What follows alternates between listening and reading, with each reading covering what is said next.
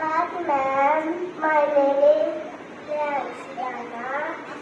मैं LKG primary में पढ़ती हूँ और मैं आपसे एक कविता सुनाने जा रही हूँ जिसका नाम है जान हमारा देश। जोर से हाँ। जान हमारा तिरंगा है, शान हमारा तिरंगा है देश के है हम रखवाली, अभिमान हमारा तिरंगा है। छोटे हैं तो क्या हुआ, परिवर्तन हम हिलाएंगे, अपने मजबूत इरादों से देश को आगे बढ़ाएंगे।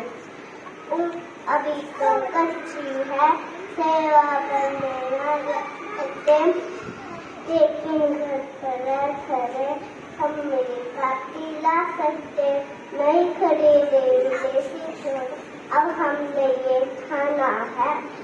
देसी चीजों का अपना बनाकर झंडा ऊंचा फलाना है, झंडा ऊंचा फलाना है, झंडा ऊंचा फलाना है। जय हिंद।